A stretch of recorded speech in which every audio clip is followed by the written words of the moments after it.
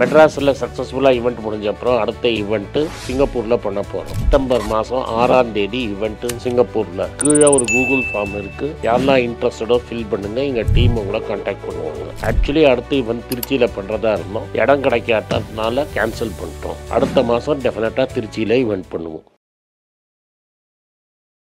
வணக்கம். மீண்டும் மணிப்பேச்சில் உங்களெல்லாம் சந்திப்பதில் எனக்கு மிக்க மகிழ்ச்சி. கார்த்தால ரொம்ப ஃப்ளாட்டாக ஓப்பன் ஆன மார்க்கெட் இப்போ 100 பாயிண்ட் ப்ளஸில் இருக்குது. பேங்க் நிஃப்டி ஏறத்தாழ அதே லெவலில் இருக்குது. பட் கார்த்தால ஃபார்மா அண்ட் ஐடி எல்லாமே நெகட்டிவாக ஓப்பன் ஆச்சு. இப்போ மார்க்கெட்டை ஏற்றிருக்காங்க. பட் திரும்பி நான் சொல்கிறது இது ஒரு டெட் கேட் பவுன்ஸு. திரும்பி எப்போ விழுங்கிறது தான் கேள்வி. நேற்று அமெரிக்கன் மார்க்கெட்டு லீவு. ருப்பி 88.2 இருக்குது. 88 தான் இருக்குது. ஸோ இன்றைக்கி ஆர்பிஐ டாலர் விற்றுருக்காங்க. இது கிளியராக தெரியுது. நாள் போக தான் டெவலப்மெண்ட் இருக்கும். தங்கம் விலை அமெரிக்காவில் இன்னைக்கு கார்த்தால 3500 தாண்டிடுச்சு. 3503. அதுக்கு முன்னாடியே ஏறினதுக்கு 20 ரூபா ஏறி 9725 ப்ளஸ் ஜிஎஸ்டி இருக்குது. ஏறத்துக்கு வாய்ப்பு இருக்குது. ப்ரொவைடட் அமெரிக்காவில் இன்றைக்கி நைட்டு குறையில்லைன்னா. என் கணக்கு 9800 வரைக்கும் அது போகணும். பட் நம்ம எக்ஸ்பெக்ட் பண்ண 5% ஜம்ப்பு வந்துருச்சு. அண்ட் வெறும் ஜிஎஸ்டியை சேர்த்தாலே 10,000 தாண்டிடுச்சு. இப்போ அடுத்தது ஜிஎஸ்டி இல்லாமல் 10,000 ரூபா டச் பண்ணுறதுக்கு. ஜிஎஸ்டி இல்லாமல் 10,000 ரூபா டச் பண்ணிட்டுனா அப்போ 24 கேரட்டில் ஸ்டாம்ப் பண்ணுறது ஆல்மோஸ்ட் 11,000 தாண்டிடும். ஏன்னா அதுக்கு ஒரு 3% ஜிஎஸ்டி, அதுக்கு முன்னாடி 2% ஸ்டாம்பிங் சார்ஜ். ஸோ தங்கம் விலை டெஃபினட்டாக ஏறும். இங்கேருந்து ஒரு 12-15% வரைக்கும் ஏறுறதுக்கு வாய்ப்பு இருக்குது. கோல்டு $4,000 ஒரு அவுன்ஸ் போகும். சென்ட்ரல் பேங்க்ஸ் கோல்டு அக்ரெசிவாக வாங்குறாங்க. ரேட்டை கீழே விட மாட்டாங்க. இது எல்லாமே அமெரிக்காவில் ரேட் கட்டை நம்பி வந்திருக்கு. இன்னைக்கு காலத்தால் ட்ரம்ப் பாகவதர் இன்னொரு பால் போட்டிருக்காரு. ட்ரம்ப் பாகவதர் என்ன சொல்லியிருக்காருன்னா 200% டேரிஃப் ஃபார்மாவில் பண்ணுவேன். ஆனால் இதில் என்னென்னா ஆன்டிபயோட்டிக்ஸ், ஆன்டிவைரல்ஸ், ரெகுலர் ட்ரக்ஸ்லாம் தான் நியர்லி 90%க்கு மேலே அமெரிக்கா இம்போர்ட் பண்ணுது. அண்டு சீப் ஜெனரிக் ட்ரக்ஸ் இருக்குது. அதனால் தான் அவங்களால ட்ரீட்மெண்ட்டே பண்ண முடியுது. 95% of all medicine written in America generic. இந்தியாவில் nearly 6% of all Indian sales அங்கே இருக்குது. அண்டு அமெரிக்காவோட 6-8% sale medicine sale Indian medicines. நிறைய சின்ன லோ மார்ஜினில் ஜெனரிக் மேனுஃபேக்சர் பண்ணுறவங்கெல்லாம் வெக்கேட் பண்ணிட்டு போகிறாங்க. ஏன்னா இந்த டேரிஃப் வந்தால் மார்ஜினை சேர்க்க முடியாது. 15% டேரிஃப் வந்தாலே லைக் ஃபார் லைக் 15% ஏறும்னு சொல்கிறாங்க. அதனால் அமெரிக்காவிலே நிறைய புஷ்பேக் இருக்கும். கோர்ட் ரூலிங்ஸும் இருக்குது. அதனால் அமெரிக்காவுக்கு திரும்பி மேனுஃபேக்சரிங் சீப்பாக பண்ணுறதுங்கிறது ரொம்ப கஷ்டம். ஆனால் இந்த டேரிஃப் வரத்துக்கு 2 வருஷம் ஆகும். இந்தியாவுக்கு தனியாக கார் ஓட்டு கொடுத்துருக்காங்க. இந்தியன் ஃபார்மசூட்டிக்கல்ஸுக்கு ட்ரக் டேக்ஸ் இருக்காதுன்னு சொல்கிறாங்க. ஏன்னா அவங்க எசென்ஷியல் லைஃப் சேவிங் எக்யூப்மெண்ட்ஸ் பண்ணுறாங்க. இதனால்தான் கார்த்தால எல்லா பெரிய ஃபார்மா ஸ்டாக்ஸும் 1% கரெக்டாக இருந்தது. இதுதான் இன்றைக்கி அதில் பெரிய செய்தி. அதுதான் இன்றைக்கி மார்க்கெட்டில் ட்ரம்ப் இன்னொரு பாம்பு உருட்டுவாரா அப்படிங்கிறது தான் செய்தி. ட்ரம்ப் என்ன சொல்லியிருக்கிறாருன்னா, இந்தியா ஒரு டெட் எக்கானமி, அவங்க எங்கள்கிட்ட 0% நாங்கள் பண்ணித்தரோம் டேரிஃப் அமெரிக்காவுக்கு. ஆனால் நான் தான் வேண்டாம் போன்னு சொல்லிட்டேன். ஏன்னா நீங்கள் அதை போன வருஷமே கொடுத்துருக்கணும், இந்த வருஷம் கொடுத்து எனக்கு என்ன யூஸு அப்படின்னு சொல்கிறாங்க. இதெல்லாம் ரித்தாரிக்குன்னு சொல்லுவாங்க. அதுதான் இது. கடைசியில் இந்தியா நிறைய பிஸ்னஸ் அமெரிக்காவோட பண்ணுறது, எங்களுக்கு உங்கள்கிட்ட பிஸ்னஸ் வரலங்கிறாரு. அதுதான் க்ரக்ஸ் ஆஃப் தி ப்ராப்ளம். ஆனால் அமெரிக்கா இப்போ விற்று நம்ம வாங்குகிற மாதிரி ஒரு பொருளும் கிடையாது. ஏன்னா நம்மளது முக்கால்வாசி பொருள் சைனாலேருந்து வருது.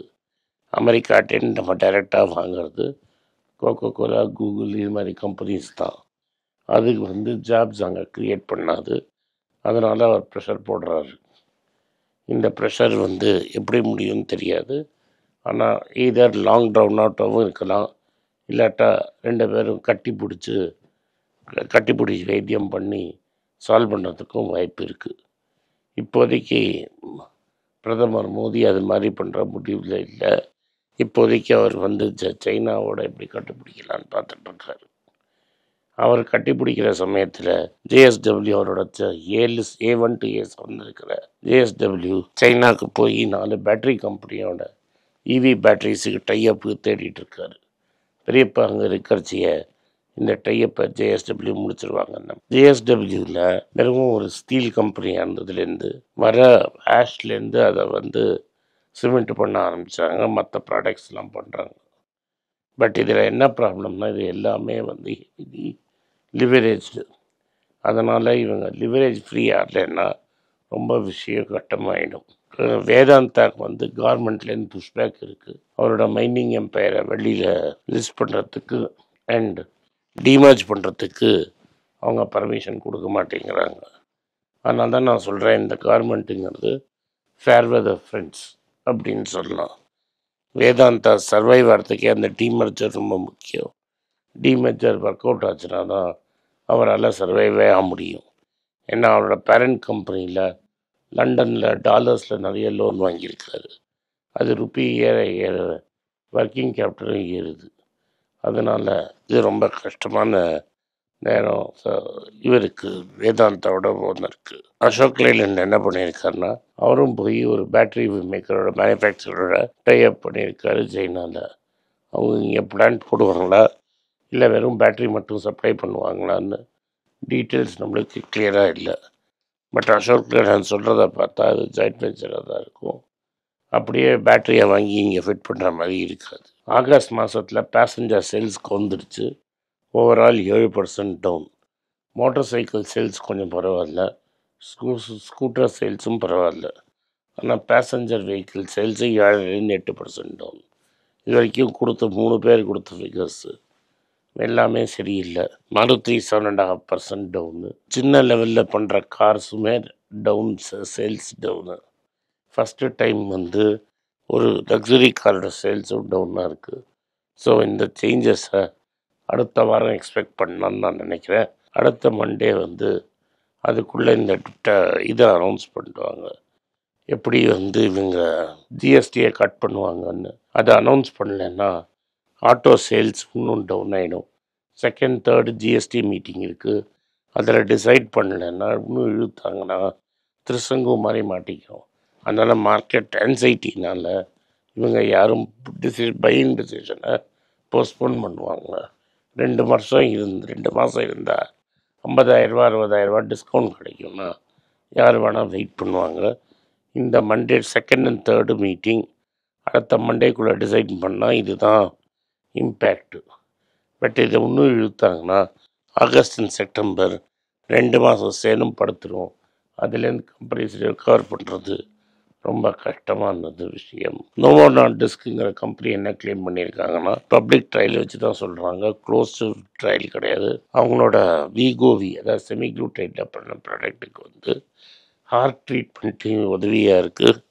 ஓப்பன் கிளினிக்கல் ட்ரையலில் யாரெல்லாம் இதை யூஸ் பண்ணாங்களோ அவங்களுக்கு ரிஸ்க் ஆஃப் ஹார்ட் டிசீஸ் 57% குறைஞ்சிருக்கு. அதே சமயத்தில் மஞ்சாரோட ப்ராடக்டில் அவ்வளோ தூரம் குறையலைன்னு பப்ளிக்காக அவைலபிள் டேட்டா சொல்லியிருக்காங்க.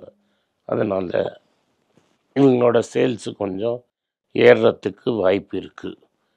அண்ட் இது என்ன சொல்கிறாங்க, ட்ரிபசிட் அப்படின்னு இன்னொரு மெடிசன் இவங்க யூஸ் பண்ணுறாங்க, லில்லி யூஸ் பண்ணுறாங்க. அதில் அந்த இம்பேக்ட் கிடைக்கல, இங்கே அந்த இம்பேக்ட் கிடச்சிருக்குன்னு அனௌன்ஸ் பண்ணியிருக்காங்க. ஸோ ஓவராலாக வீகோவினா சேல்ஸு திரும்பி இம்ப்ரூவ் பண்ணுறதுக்கு சான்ஸ் இருக்குது. இந்த இம்ப்ரூவ்மெண்ட்னால் வீகோவி ஷேர்ஸ் பயங்கரமாக விழுந்திருக்கு.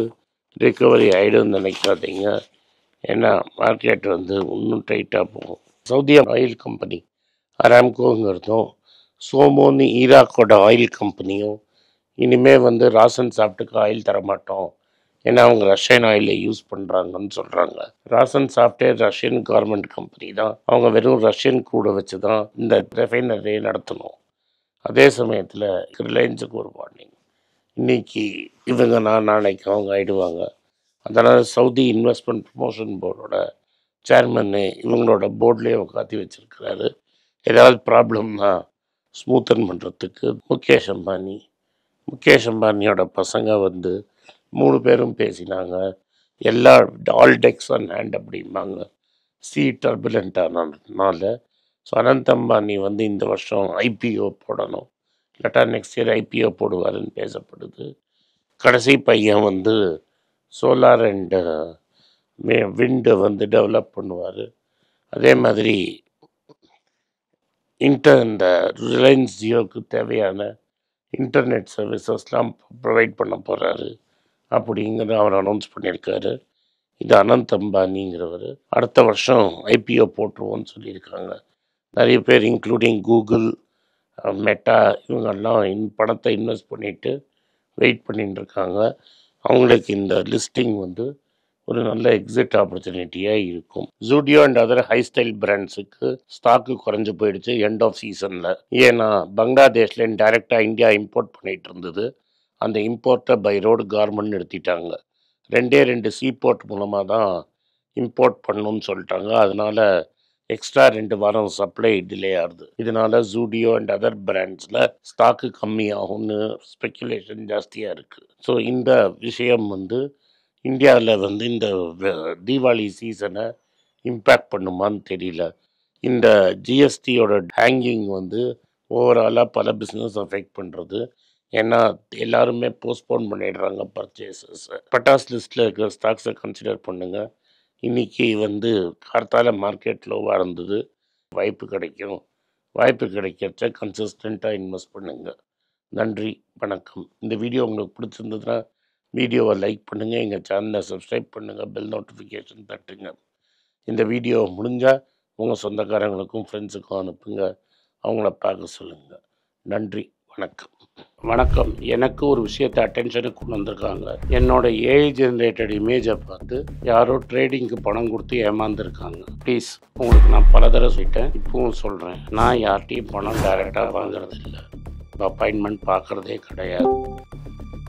அதனால் என்னை பார்க்கலான்னு யாராவது காசு கேட்டாங்கன்னா இல்லைன்னு சொல்லிவிடு.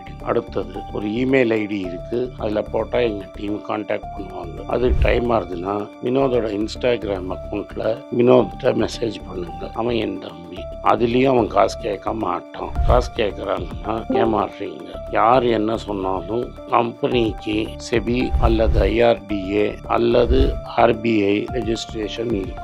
இந்த 3 ரெஜிஸ்ட்ரேஷன் ஏதாவது இருந்தால் தான் உங்களோட பணத்தை நீங்கள் கொடுக்கணும். நீங்கள் இன்கேஸ் ஆஃப் இன்சூரன்ஸ் டைரெக்டாக இன்சூரன்ஸ் கம்பெனிக்கு தான் கொடுக்கணும். இன்கேஸ் ஆஃப் ட்ரேடிங் நீங்களே புரோக்கர்கிட்ட போட்டு ட்ரேட் பண்ணணும். மியூச்சுவல் ஃபண்டும் கம்பெனிக்கு தான் கொடுக்கணும். த்ரூ எக்ஸ்சேஞ்சு நீங்கள் வாங்கிக்கலாம். இதெல்லாம் எதுக்கு நான் உங்களுக்கு சொல்கிறேன்னா, யாரையாவது சொல்கிறாங்கன்னு நம்பி ஏமாறாதீங்க. உங்களுக்காக நான் ட்ரேட் பண்ண முடியாது, அது இல்லீகல். நான் ட்ரேடும் பண்ணுறது கிடையாது. அதனால் ட்ரேடிங் ப்ராஃபிட் பண்ணி தரேன்னு சொல்கிறது ஏமாத்தல். எனக்கு ட்ரேடிங் பண்ண தெரியாது. என் பேரை சொல்லி ட்ரேட் பண்ணி உங்களுக்கு ப்ராஃபிட் ஷேரிங்னா ஃப்ராடு, ஏமாற்றம். நான் யார்கிட்டையும் காசு கேட்கல, கேட்கவும் மாட்டேன்.